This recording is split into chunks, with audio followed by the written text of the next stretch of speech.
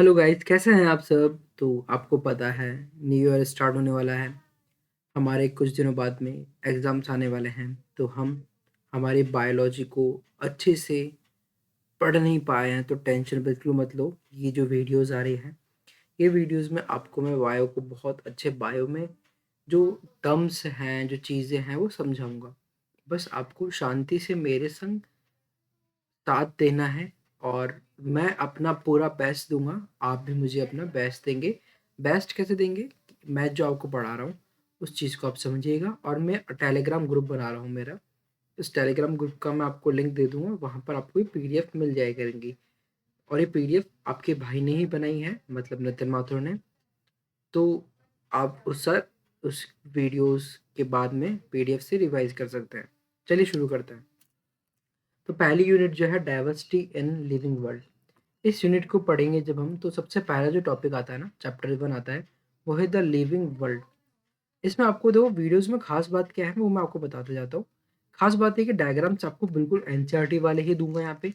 कारण क्या है? क्योंकि अगर आप नीट की या फिर आप 11th-12th के अंदर आपकी कॉलेजेस के अलावा जैसे कि आपके स्कूल्स के एग्जाम से, सॉरी, स्कूल के एग्जाम की अगर मैं बात करूँगा, तो वहाँ पे आपको एनसीईआरटी के डायग्राम बहुत ज़्यादा हेल्प करते हैं। तो मैंने एनसीईआरटी के डायग्राम्स रखे, लाइंस पूरे एनसीईआरटी की ही रखी है, जिससे कि आपको कन्फ्यूज़न ना हो। ठीक है? बस आप मेरी जिस वीडियो आपको हेल्प क्या करेगी कि आपको कंटेंट पढ़ने के बाद समझ में नहीं आया, तो आप मेरी वीडियो देखकर आप पढ़ोगे, तो आपको चीज़ें आसान हो जाएगी। या फिर आप पूरा का पूरा मेरे कॉन्सेप्ट पे भी, आप पूरी वीडियो पे अगर आप रिलाय करते हो, तो वहाँ से भी आपका काम हो जाएगा। मतलब बायो का सिंपल एक मतलब है नितिन माथुर। ठीक है? सबसे पहले diversity in living world. Diversity होती क्या है? ठीक है? तो सबसे पहले जो एनसीईआरटी की लाइन क्या कहती है? एनसीईआरटी लाइन है, यहाँ पर क्या लिखा है? Biology is a science of life forms and living process. जो बायोलॉजी जो है क्या है? ये एक स्टडी है किसकी? लाइफ की। और जिसमें हम क्या पढ़ते हैं, किस तरह की एक लिविंग प्रोसेस होती है। बायोलॉजी, बायो का मतलब होता है लाइफ, और लॉजी जहाँ भी लिखा हुआ है वो समझ लीजिए कि वो आता है स्टडी के लिए। तो ऐसी स्टडी जिसमें हम लाइफ और लिविंग प्रोसेस की स्टडी कर रहे हैं, एक लाइफ की और एक लिविंग प्रोसेस की स्टडी कर रहे हैं, उसको हम बोलते हैं बायोलॉजी। ये क्वेश्चन हमसे कभी पूछेगा नहीं, लेकिन एक सिंपल टर्म को हम समझना। जैसे हम स्टार्ट कर रहे हैं, तो ये नॉर्मल सा मैंने आपको बताया है। Biology deal with living organism and process of life, जो हमने अभी पढ़ा है। अब हमारी जो डाइवर्सिटी है, बहुत ज़्यादा है लिविंग वर्ल्ड के अंदर। डाइवर्सिटी कैसे? डाइवर्सिटी मतलब डिफरेंट टाइप के ऑर्गेनिजम्स हमारे मतलब इस अर्थ पे मिल रहे हैं। डिफरेंट टाइप के ऑर्गेनिजम्स, है ना? जैसे कि हम बाद में पढ़ेंगे किंगडम ऑफ क्लासिफिकेशंस। तो उसमें क्या है, हम देखेंगे कि अलग अलग टाइप के ऑर्गेनिजम्स मिल रहे हैं, जिनके नंबर्स बहुत ज़्यादा हैं। तो वो क्या डाइवर्सिटी शो कर रहे हैं ना बायोलॉजी पे, है ना? क्योंकि लिविंग लाइफ के अलग अलग तरह के प्रकार के हमारे को जीव देखने को मिल रहे हैं, प्लांट्स देखने को मिल रहे हैं। वो क्या है? डाइवर्सिटी तो है। तो ये कारण क्या है इसका? पहला है साइज। अलग अलग डिफरेंट टाइप के साइज के, स्पेशली साइज की बात करें तो अलग अलग हमें ऑर्गेनिज्म देखने को मिलते हैं। जैसे कि बैक्टीरिया से लेकर, बैक्टीरिया होता है माइक्रोस्कोपिक, एक पूरी ब्लू व्हेल, बहुत बड़ा ऑर्गेनिज्म। मतलब साइज का एक ऐसा हम क्लासिफाई कर सकते हैं कि अगर हम साइज की बेसिस पे बात करें, तो बहुत ज़्यादा डाइवर्सिटी हमको देखने को मिलती है। दूसरा है शेप एंड स्ट्रक्चर के बेसिस पे। शेप एंड स्ट्रक्चर कैसे? जैसे अमीबा का तो कोई शेप ही नहीं है, बट ह्यूमंस का आप देख रहे हो शेप है।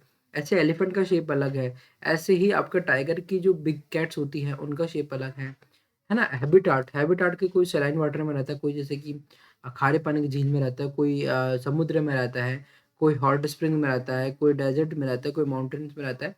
तो उसके हिसाब से भी हैबिटेट के कारण में डाइवर्सिटी शो होती है। मतलब इन हैबिटेट जो अलग अलग क्षेत्र है, उसके हिसाब से जो ऑर्गेनिजम्स हैं, वो अपने आप को ढाल लेते हैं। तो इसलिए क्या करते हैं, उनके अंदर जो भी तरह की लिविंग प्रोसेस है, लाइफ का जो है, वो भी अलग अलग होगी ना। तो वो भी डाइवर्सिटी का ही एक टाइप है। ऐसे ही behaviour and life process. Behaviour and life process कैसा? जैसे हाइबरनेशन आपने नाम सुना होगा। तो इस तरह के बिहेवियर के बेसिस पे भी डाइवर्सिटी देखने को मिलती है। ठीक है? तो अर्ली ह्यूमंस को distinguish between living and non living things. तो अर्ली ह्यूमंस जो थे, उन्होंने नॉन लिविंग और लिविंग थिंग्स के बीच में डिस्टिंग्विश किया गया था। इसको आप सीधे से याद कैसे रखेंगे? लिविंग कौन कौन होंगे? जिसमें मेटाबॉलिक रिएक्शन होती होगी, मेटाबॉलिक रिएक्शन होती होगी। सेकंड है कि इनमें सेल डिवीजन देखने को मिलता है ग्रोथ के रूप में।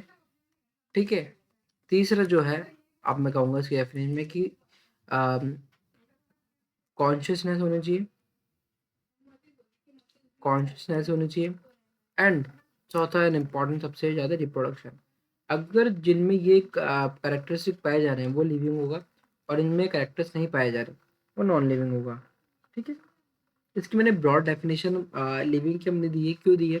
ऐसा नहीं हो सकता कि आपको चारों करेक्टर मिले, क्योंकि वैसे हो भी सकता है, नहीं हो सकता, बट इसे ज़रूरी नहीं है कि अगर आपने कहा कि देखो कोई ऑर्गेनिज्म जो रिप्रोडक्शन कर सकता है, जिन्हें मेटाबॉलिक रिएक्शंस भी हो रही है और सेल डिवीजन भी हो रहा है, पर कॉन्शियसनेस नहीं हो, ऐसा भी हो सकता है लिविंग। ऐसा भी हो सकता है जिसमें कॉन्शियसनेस हो, सेल डिवीजन भी हो रहा हो, मेटाबॉलिज्म भी हो रहा हो, पर रिप्रोडक्शन की कैपेबिलिटी ना हो, जिनमें बच्चे ही नहीं हो सकते हो, ऐसे भी होते हैं ना, जैसे म्यूल हो गया, पर वो लिविंग तो है। मतलब इनमें से आपको इन कैरेक्टर्स देखने को मिलेंगे जिनमें कैरेक्टर्स हैं, सारे नहीं लेकिन कुछ तो है, तो वो लिविंग कहलाएगा। ठीक है? सब नेचुरल फोर्सेस होते हैं जिनके कारण जो ऑर्गेनिजम्स है वो वर्शिप थोड़ा और फियर के कारण थोड़ा दूर चले जाते हैं। ठीक है? अब होता क्या है कि इतनी बड़ी हमने डाइवर्सिटी की बात करी, डाइवर्सिटी के लिए हमने चीज़ों को समझने के लिए हमने क्या करा, एक तरीका ढूँढा कि हमको इनकी स्टडी करनी है, तो स्टडी करने के लिए आसान बनाने के लिए हमें क्या करना पड़ा, आइडेंटिफिकेशन करना पड़ा और क्लासिफिकेशन करना पड़ा। क्यों? क्योंकि इनकी एक अच्छे से हम सिस्टमैटिक स्टडी कर पाए लिविंग ऑर्गेनिजम्स की। तो इसीलिए एक आइडेंटिफिकेशन का तरीका और क्लासिफिकेशन का तरीका ढूँढा हमने। क्यों ज़रूरी था? जिससे कि इतनी बड़ी डाइवर्सिटी है, क्वेश्चन आपसे पूछेगा तो आपको आंसर क्या लिखना है, कितनी बड़ी डाइवर्सिटी, लार्ज डाइवर्सिटी पाई जाती है ऑर्गेनिजम्स के अंदर। इसी को सॉल्व करने के लिए, इसीलिए उन ऑर्गेनिजम्स की स्टडी करने के लिए, सिस्टमैटिक स्टडी करने के लिए हमेशा आपको यह शब्द लिखना पड़ेगा। अगर आप बोर्ड्स की ओर में लिख रहे हो तो सिस्टमैटिक स्टडी करने के लिए लिखना आप, कि for the systematic study of diversity of organisms we developed some rules for identification and classification of an organism। मतलब कि सिस्टमेटिक स्टडी करने के लिए हमने आइडेंटिफिकेशन और क्लासिफिकेशन को डेवलप करा। ठीक है? एनसीईआरटी की लाइन जो कहती है ना कि 1.7 से 1.8 मिलियन तक क्या है, स्पीशीज पाई जा रही है, तो ये क्या दिखा रहा है, अभी तक नोन ये डिस्क्राइब है, बाकी अभी तो और भी ऐसी स्पीशीज उनको डिस्क्राइब किया ही नहीं गया, जिनको जो अभी तक नोन है ही नहीं। तो अभी जो नोन है वो 1.7 से लेकर 1.8 मिलियन तक है। तो इतनी सारी स्पीसीज है, तो उनका हमको स्टडी करने के लिए हमें आइडेंटिफिकेशन और क्लासिफिकेशन की ज़रूरत है।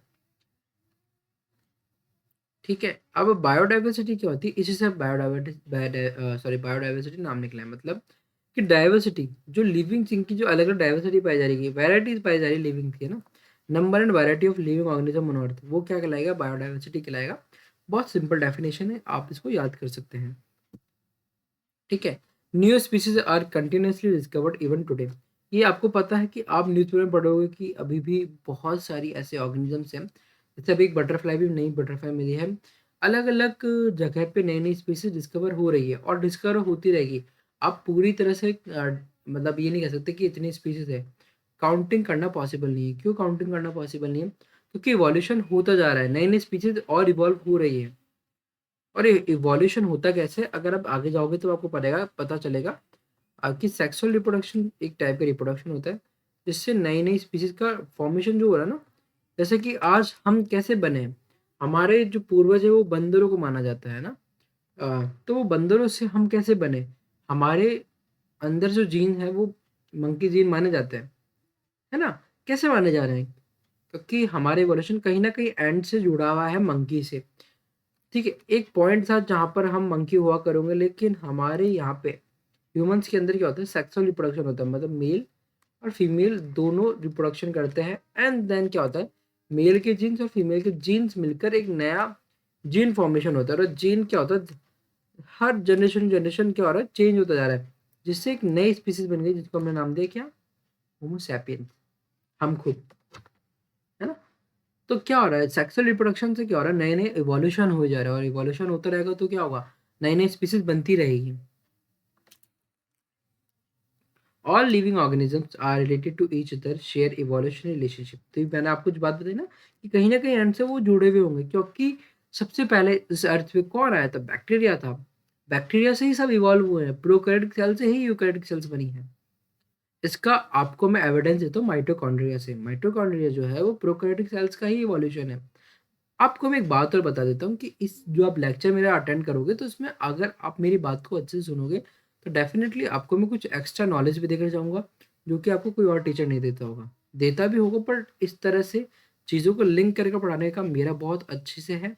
तो आप मेरे चैनल को सब्सक्राइब कर लो, जो आपको वीडियोज़ जो है ना और नई-नई वीडियोज़ जब आपको मिलती रहेगी, डेली-डेली वीडियोज़ मिलेगी, तो आपको फ़ायदा बहुत होगा। ठीक है? तो बायोडायवर्सिटी जो है ना, हमने बात करी कि एक तरह से रिलेटेड होती है एक दूसरे से और कहीं ना कहीं ये शेयर करते हैं इवोल्यूशनरी रिलेशनशिप को। और यही आपको क्या सिखाता है, बायोडायवर्सिटी को कंजर्वेशन को प्रमोट करता है। यही आइडिया जो है वो बायोडायवर्सिटी को कंजर्वेशन के लिए प्रमोट करता है।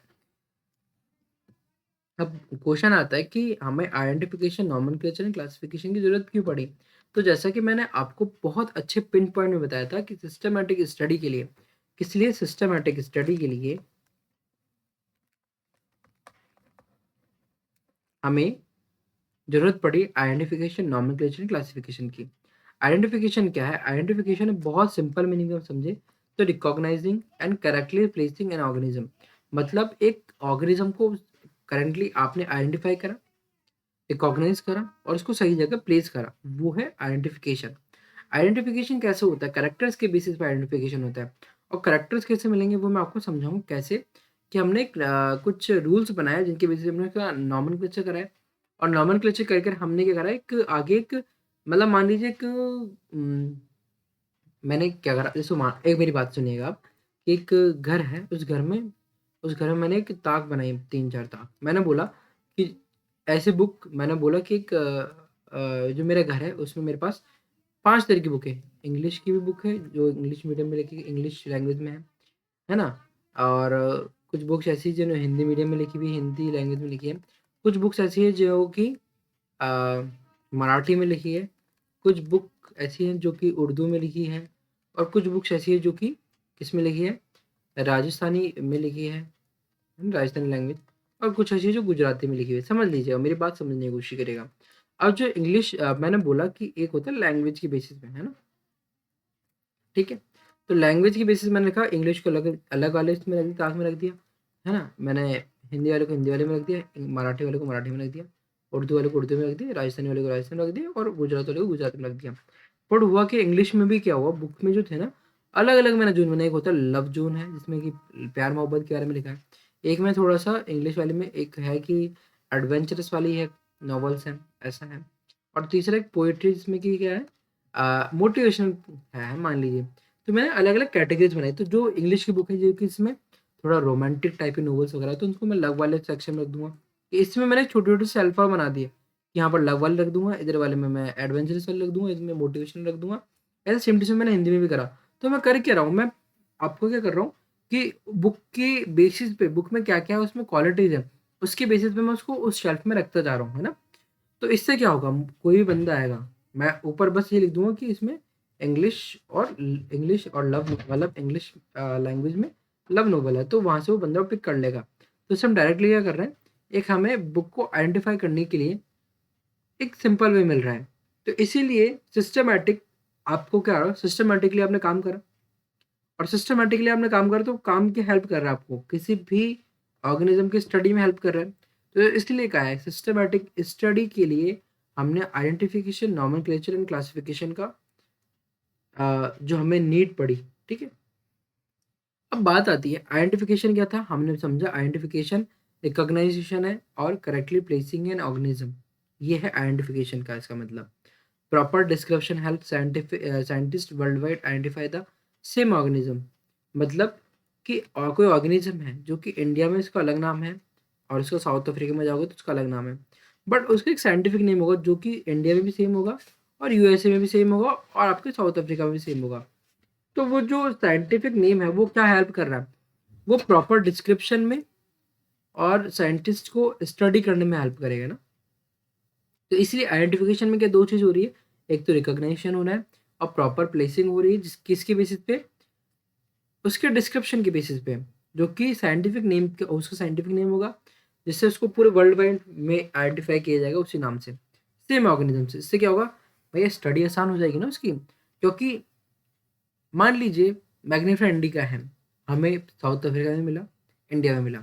क्वालिटीज थोड़ी सी अलग हो सकती है, लेकिन मैग्नीफेरा इंडिका जो स्पीसीज है, मैंने इंडिका नाम ले दिया स्पीसीज, तो स्पीसीज में जब अगर मैग्नीफेरा इंडिका साउथ अफ्रीका में भी उग रहा है और आपके यूएस में भी उग रहा है, इंडिया में भी उग रहा है, मान लीजिए, तो डेफिनेटली उसके जो कैरेक्टर्स है वो सेम होंगे। कैसे सेम होंगे?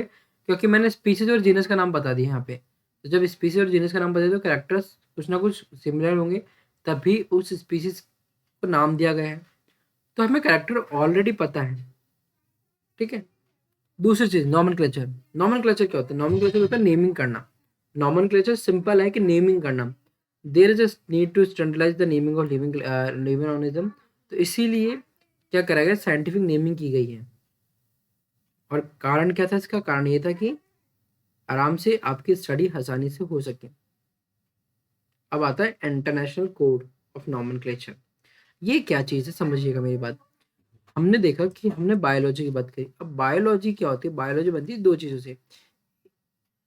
लिविंग क्या क्या बायोलॉजी का मतलब क्या होता है? लिविंग। और लिविंग कौन कौन होते हैं? एक तो प्लांट हो सकते हैं और कुछ और कोई ऑर्गेनिज्म हो सकता है। इनके अलावा तो कोई और लिविंग होगा नहीं, है ना।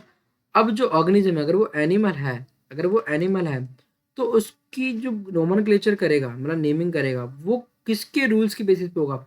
वो होगा आईसीजेड के रूल्स के बेसिस पे।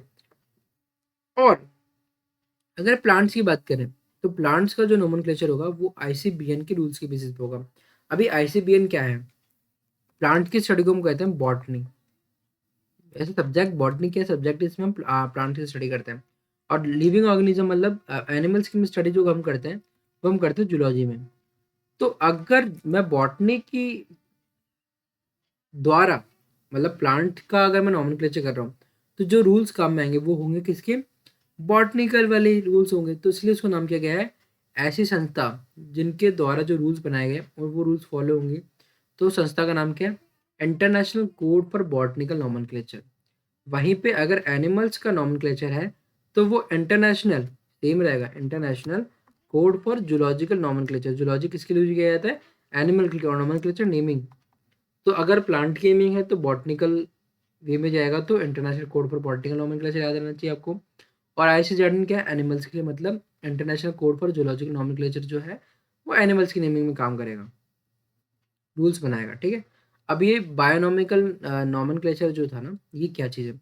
बायोनॉमिकल नॉमेनक्लेचर मतलब था कि किसी भी, अगर किसी को साइंटिफिक नेम दिया जाएगा, तो उसके अंदर दो मेन वर्ड्स होंगे। कौन कौन से?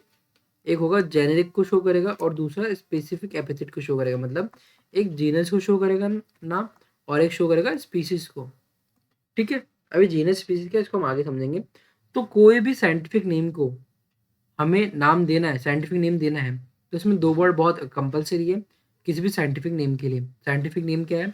ऐसा नाम जिसमें पूरा, ऐसा नाम जिसके द्वारा पूरे वर्ल्ड में उस प्लांट या फिर एनिमल को पहचाना जाएगा। तो ये दिया किसने था? बहुत इंपॉर्टेंट चीज़ है। ये आपको आगे आने वाले कॉम्पिटिटिव एग्जाम में पूछेगा आपसे।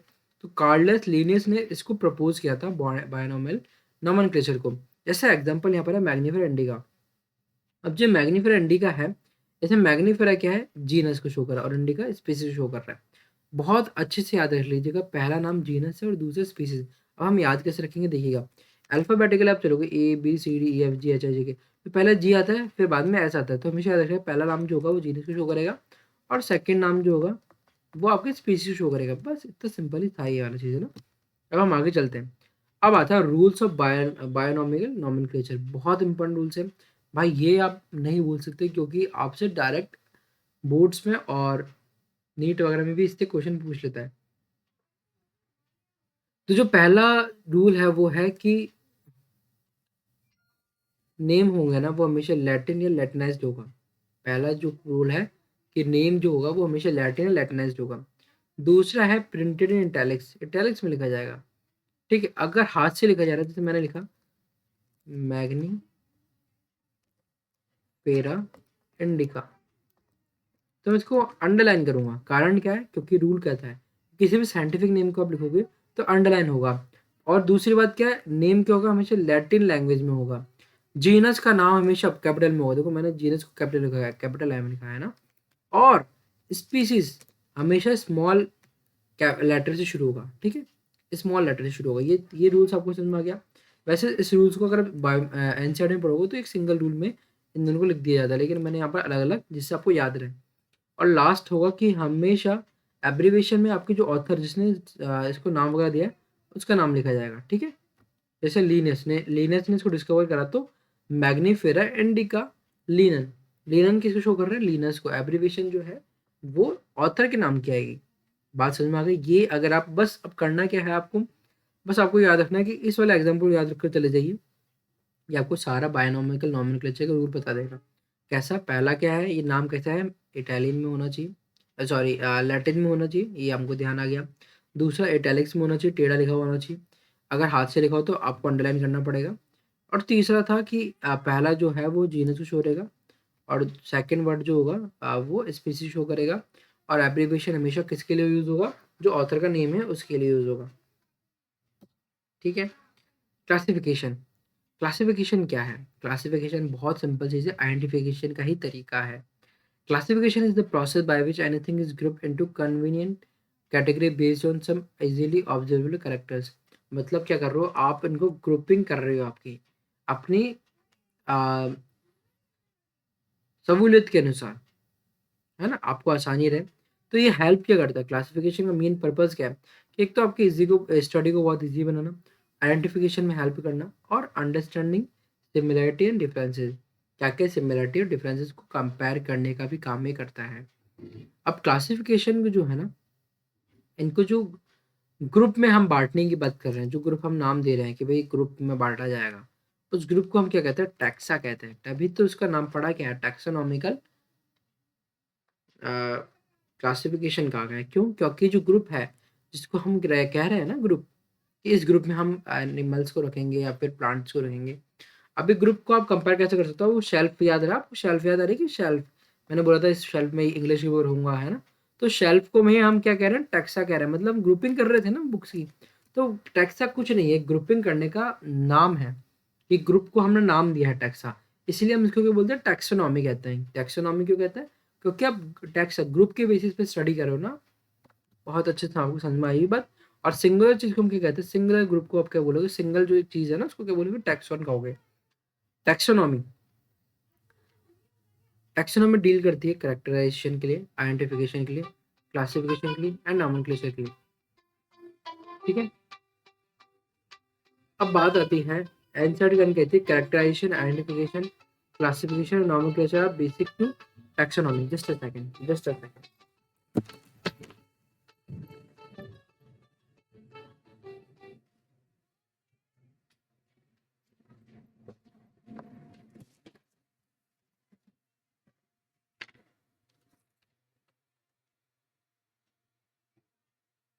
जी,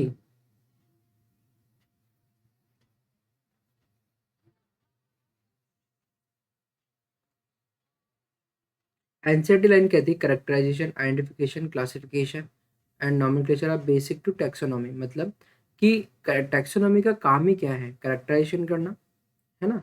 इसके अलावा आइडेंटिफाई करने का काम है, क्लासिफिकेशन करने का काम है, और नॉमेनक्लेचर करने का काम है। मतलब ये इसका मेजर प्राइमरली ऑब्जेक्टिव है, सबसे ज़्यादा डील इससे करता है। Systematic derive from Latin word systema. और ये जो है ना, लीनस की बुक थी, कार्लस लीनस ने आपको पता है बायोनॉमिकल नोमेनक्लेचर दिया था। तो ये सिस्टमैटिक जो है ना, ये एक लैटिन वर्ड है, डिराइव कहाँ से हुआ है, लैटिन वर्ड सिस्टमा से डिराइव हुआ है। ये क्या करता है, इसमें एक इवोल्यूशनरी रिलेशनशिप को शो करा गया है। और सबसे इम्पॉर्टेंट चीज़, ये लिया कहाँ से गया है, ये आपको समझ में आएगा कि लीनियस की जब आप बुक कभी कभी देखोगे, सिस्टेमा नेचुरा, ये ऐसी बुक है जिसके अंदर बायोनॉमिकल नॉमेनक्लेचर को भी शो करा गया है, और टैक्सोनॉमिकली वाली बातें भी इसमें करी, किस तरह सिस्टमेटिक स्टडी हम कर सकते हैं। अब बात आती है टैक्सोनॉमिकल कैटेगरीज। ये क्या होती है, टैक्सोनॉमिक की कैटेगरीज है क्या, हायर चीज हम इससे बढ़ते हैं। अब है क्या क्लासिफिकेशन, जो हमने किसी भी ऑर्गेनिज्म को करना है तो उसी के लिए हम एक प्रोसीजर फॉलो करेंगे। हम क्या करेंगे, एक बड़ा ग्रुप लेंगे, फिर इस ग्रुप में और छोटा ग्रुप बनाएंगे, फिर और छोटा ग्रुप बनाएंगे, फिर और छोटा ग्रुप बनाएंगे। उसमें क्या होगा, आप क्या कर रहे हो, स्पेसिफिक कैरेक्टर्स को और स्पेशलाइज कर रहे हो। कैसे कैसे, जो टॉप ग्रुप होगा उसमें कॉमन जो कैरेक्टर्स उसके अंदर रख दिया, फिर आप उसके सब ग्रुप और बनाओगे, उस सब ग्रुप में जो और फाइन कैरेक्टर्स होंगे उसमें आप डालेंगे। मतलब अब तेरे को मान लीजिए फिल्टर्स है, कैसे फिल्टर समझिएगा। मैंने ये बहुत मोटा मोटा, मतलब मोटी छलनी है ना, उससे इससे और मतलब कम मोटी छलनी है, ठीक है, फाइन। और ये और फाइन हो गई, और ये बिल्कुल फाइन है। तो मोटा होगा क्या, इसमें से जो मोटे मोटे पार्टिकल्स है वो निकल जाएंगे, इसमें से और छोटे जो मोटे मोटे पार्टिकल्स है, जो छोटे मतलब और मोटे वाले पार्टिकल्स छोटे थे वो निकल जाएंगे, और इसमें से जो और छोटे पार्टिकल्स थे वो निकल जाएंगे, और सबसे फाइन पार्टिकल छोटे और ये निकल जाएंगे। तो आप एक बार नोटिस करोगे जो सबसे फाइन पार्टिकल्स हैं उनका करेक्टर सबसे ज़्यादा सेम होगा। मतलब सिमिलैरिटी सबसे ज़्यादा कहाँ होगी, यहाँ देखने को मिलेगी। और जो ये मोटे जो भाटे थे इनमें सिमिलैरिटी कम देखने को मिलेगी। तो ये हम क्या कर रहे हैं, हम एक तरह का कर रहे हैं, इनको कैटेगराइज कर दिया ना हमने। इसी तरह से ग्रुपिंग भी है। अब आपसे थोड़ा कंफ्यूज मत हो ना, बस मेरे आपको समझाया एक एग्जांपल से। तो हमने क्या करा, एक ऑर्गेनिज्म था जिसमें कुछ सिमिलर कैरेक्टर्स थे, उसको यहाँ रखा गया। फिर उस जो ऑर्गेनिज्म था उसमें और कुछ कैरेक्टर्स थे जो कि और दूसरे ऑर्गेनिज्म से सिमिलर थे, उनको इस रूप में रखा गया। फिर हमने देखा और स्पेशल कैरेक्टर्स जो और ऑर्गेनिजम्स मतलब सिमिलर थे उनको इसमें लगाया। तो इसमें क्या हो रहा है, कैरेक्टर्स जिनमें बढ़ते जा रहे हैं, सबसे कम कैरेक्टर्स यहाँ पर सिमिलर होंगे और सबसे ज़्यादा कैरेक्टर्स सबसे कम वाले, जो सबसे कम वाले हायरार्की है ना उसमें होंगे। कैसे होगा देखिएगा आप, सबसे मतलब लोअर लेवल वाले में होंगे सबसे ज़्यादा कैरेक्टर सिमिलर होंगे। ठीक है, क्लासिफिकेशन अकॉर्डिंग हायरार्की लेवल्स। ये हायरार्की लेवल्स क्या होता है, ये लेवल जो मैंने बात की ना, पहला level, second level, third level, fourth level, है ना, एक हायरार्की बन रही है, इसलिए इसको बोलते हैं हायरार्की लेवल्स। एज लेवल क्या है, टैक्सोनॉमिकल कैटेगरी क्यों, क्योंकि हमने ग्रुप का नाम क्या किया है, टैक्सो नाम दिया है ना। ठीक, all category together form taxonomic hierarchy. तो ये जो टैक्सोनॉमिक हायरार्की क्या है, एक सिंपल सी बात है जो आपको ये समझ में आ जाएगी। हम क्लासिफिकेशन को इजी करने के लिए हमने क्या ग्रुप नाम दिया, और ग्रुप को हमने बोला टैक्सो। और टैक्सा क्या है, टैक्सा कुछ नहीं है, ग्रुप है जिसके अंदर हम हमारे ऑर्गेनिज्म प्लांट्स को प्लेस करेंगे। तो सबसे बड़ा जो ग्रुप होता है वो होता है किंगडम, उससे कम होता है फाइलम और डिवीजन, और उससे मतलब उससे छोटा होता है। इसमें सबसे ज़्यादा ऑर्गेनिज्म किंगडम से मिलेंगे, ऑर्गेनिजम्स का नंबर सबसे ज़्यादा होगा इसमें ना। एंड सबसे कम ऑर्गेनिज्म का नंबर होगा स्पीसीज में, लेकिन कैरेक्टर सबसे ज़्यादा होंगे स्पीसीज में। समझ गए आप? ठीक है, तो स्पीसीज सबसे कम ऑर्गेनिजम्स होंगे, लेकिन सिमिलरिटी सबसे ज़्यादा होगी इसमें। लोअर कैटेगरी मतलब स्पीसीज सबसे ज़्यादा more similarity, higher category fewer similarity, मतलब किंगडम में सिमिलरिटी कम होगी। अभी चीज़ है क्या, इसको हम आगे समझेंगे, कोई दिक्कत नहीं है, आपको बस थोड़ा सा यहाँ पे समझने की कोशिश करनी है। अब आपको मैं ना चीज़ें यहाँ पर मैं समझाने का प्रयास करूँगा ना, तो चीज़ें समझ में आती जाएगी धीरे धीरे। स्पीसीज क्या है, a group of individual organism with fundamental similarities. Basic unit of classification है स्पीसीज, क्यों, सबसे लोअर लेवल का है हायरार्की में। Member show distinct morphological similarities, जैसे कि मैग्निफेरा इंडिका मैंगो है, सोलेनम ट्यूबरसुम पोटैटो है, पैंथेरोलियो लायन है, ह्यूमन होमो सैपियंस है। अब मेरी बात सुनिएगा, इंडिका क्या है, स्पीशीज शो कर रहा है, ट्यूबरसुम स्पीशीज शो कर रहे हैं, लियो स्पीशीज शो कर रहा है, और सैपियंस स्पीशीज को शो कर रहा है। अब जीनस क्या है, इस ये ग्रुप है जिसमें क्लोजली रिलेटेड स्पीसीज रहती है। मतलब कि स्पीसीज में हमने जो ऑर्गेनिजम्स रखे हैं उन स्पीसीज के अंदर थोड़ा सा अपर लेवल जाता है, जिसमें स्पीसीज स्पीसीज स्पीसीज का ग्रुप रहता है। ठीक है, एक सिंगल स्पीसीज को मैंने ए नाम दिया, ऐसी और स्पीसीज होगी जिनमें मैंने बी नाम दिया, बट वो सभी स्पीसीज जीनस के अंदर आती होगी। ए स्पीसीज, बी स्पीसीज, ये स्पीसीज का एक ग्रुप है। जैसे कि सोलेनम, सोलेनम क्या है, हमने देख एक बात आपने यहाँ देखी होगी, मैंने आपको एक बात बताई कि सोलेनम हमने यहाँ पढ़ा था नाम ट्यूबरसम। तो सोलेनम ट्यूबरसम में, ट्यूबरसम क्या था, एक जीनस था, सॉरी स्पीसीज था, बट सोलेनम क्या है, एक जीनस है। तो सोलेनम के अंदर बहुत सारी स्पीसीज होगी, ठीक है, और सोलेनम क्या है, एक पोटैटो का टाइप है।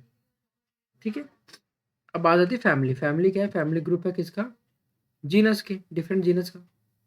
ठीक है, अब सोलेनेसिया एक फैमिली है जिसके अंदर सोलेनम भी आता है, पेटूनिया भी आता है, दतूरा भी आता है। मतलब डिफरेंट जीनस का ग्रुप जो है वो होता है फैमिली। ऐसे ही मैं बात करूं, ऑर्डर, ऑर्डर क्या है, फैमिलीज का ग्रुप है।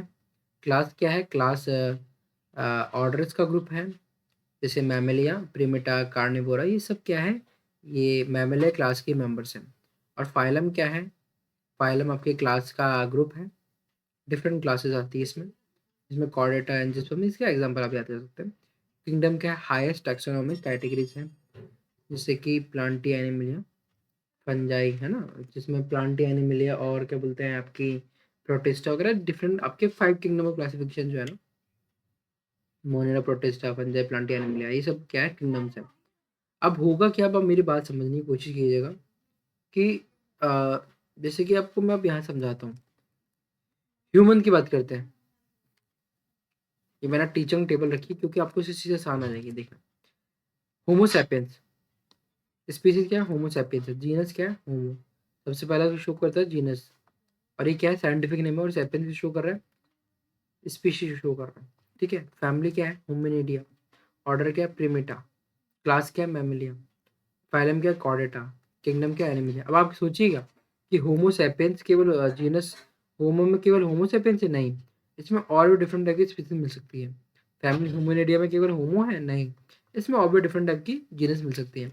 मतलब क्या है, इसमें लेवल जो है स्पीशीज, उसमें सिमिलरिटी सबसे ज़्यादा मिलेगी, लेकिन ऑर्गेनिजम्स का जो नंबर है ना, वो सबसे कम होगा। और भाई किंगडम में सबसे ज़्यादा ऑर्गेनिजम्स का नंबर होगा, लेकिन सिमिलरिटी सबसे कम होगी। ये मैंगो मैंगो वगैरह सब में है। बट सबसे इंपॉर्टेंट आती है टेबल। टेबल कैसे देखिएगा, जैसे कॉमन नेम क्या है, मैन, बायोलॉजिकल नेम क्या है, होमो सैपियंस, ये कैसे शो कर रहा है, ये शो कर रहा है जीनस को, और ये सैपियंस शो कर रहा है स्पीसीज को। तो जीनस क्या, होमो, फैमिली होमोनिडिया, आपका ऑर्डर हो गया प्रिमेटा, क्लास हो गया मैमिलिया, एंड कॉर्डेटा आपका फाइलम और डिवीजन हो गया। ऐसे ही हाउसफुल है, इसमें क्या होता है, आपको डायरेक्ट बायोलॉजिकली साइंटिफिक नेम पूछ लेता है। जैसे होमो मैन का होगा होमोसैपियंस, हाउसफ्लाई का हो गया मुस्का डोमेस्टिका, मैंगो को हो गया मैग्निफरेंडिका, और वीट का हो गया ट्रिटिकम एस्टिवम। ये तो बहुत इंपॉर्टेंट, चारों का हमको नाम याद होने चाहिए। अब जो हाउस फ्लाई है, अगर आपको जीनस आपको याद रहता है तो अच्छी बात है कि इसका जो जीनस होता है वो मुस्का, फैमिली उसकी होती है मुस्केडिया, एंड ऑर्डर होता है डिप्टेरा, और क्लास होती है इंसेक्टा, और फाइलम और डिवीजन होता है आर्थ्रोपोडा। ये आर्थ्रोपोडा के मेंबर है। मैं आपको आर्थ्रोपोडा जब पढ़ाऊंगा तो आपको देखने को मिलेगा कि इसमें डिफरेंट क्लासेस आती है, और डिफरेंट क्लासेस के साथ में इसके अंदर डिफरेंट ऑर्डर्स हैं, फैमिली होती है, और डिफरेंट जीनस होता है। और जैसे कि हम मैंगो की बात करेंगे तो मैग्नीफेरा, जो हमारा आपको नाम पहला बताया कि पहला शब्द जो होता है वो जीनस शो करता है, तो मैग्नीफेरा क्या है, जीनस है। और एनारकार्डियसिया जो है ये फैमिली है। स्पिनडिल्स जो है ऑर्डर है, डाइकोटिलिडन ये इसकी क्लास है, और फाइलम जो है एंजियोस्पर्म है। अब इसे एंजियोस्पर्म में अगर क्लास की बात करूँ तो डाइकोटिलिडन होते हैं, मोनोकोटिलिडन होते हैं, अलग अलग टाइप की क्लासेस होती है। तो मैंने क्या बोला, अब देखो किंगडम के अंदर डिवीजन होगा, डिवीजन के अंदर क्या होगा, क्लास होगी, क्लास के अंदर ऑर्डर होगा, ऑर्डर के अंदर फैमिली होगी, फैमिली के अंदर जीनस होगा, जीनस के अंदर आपका स्पीसीज होगा। तो इसको हम कैसे याद रख सकते हैं, इसको याद रखने का तरीका बहुत सिंपल है कि हमें याद आता है संगीत पॉक पाकिस्तान। अभी कैसे ही देखिएगा, संगीत का ऐसे होता है, शो करता है स्पीशीज को, सबसे छोटा लेवल। गीत का मतलब कैसे याद करेंगे, संगीत का संग से आप याद करेंगे स्पीशीज, गीत से याद रखेंगे जीनस, और फॉक के अंदर FOC से हमको याद रखना है। ये वाले स्पेलिंग हटा दीजिए कि FOC रखिएगा, फैमिली, ऑर्डर, एंड क्लास। और पाकिस्तान के PA जो है, ये आप पाकिस्तान में PK लिख लीजिएगा डायरेक्ट। तो ये फाइलम, और एक केस है किंगडम को शो कर रहा है। तो इस तरह से हम याद रखते हैं। इसको मैं सिंप्लीफाई और कर देता हूँ, एक सिंपल में नीचे देता हूँ, कैसे हम लिख सकते हैं देखिएगा। इसको मैं ऐसे लिख देते हैं, संगीत, मैं आपके लिए अच्छे से लिख देता हूँ, पॉक पाकिस्तान। ठीक है, संगीत पॉक पाकिस्तान। संगीत क्योंकि आपको पता है कि फेमस है, पाकिस्तान के जो फॉक सॉन्ग होता है वो फेमस है। संगीत के ऐसे चीज़ को शो करता है, स्पीशीज को, और जी है आपके जीनस को, और F जो है फैमिली को रिप्रेजेंट करता है, O ऑर्डर को, C क्लास को, और ये P फाइलम को, और K किंगडम को। बस हमको ये बात रखने की, याद रखने की, सबसे ज़्यादा यहाँ पे सबसे ज़्यादा क्या होगा, सिमिलैरिटी होगी, सिमिलैरिटी सबसे ज़्यादा होगी, सिमिलैरिटी से ऐसे सिमिलैरिटी ऐसे स्पीसीज, और किंगडम में सबसे कम सिमिलैरिटी होगी बिटवीन दो ऑर्गेनिजम्स के बीच में ना।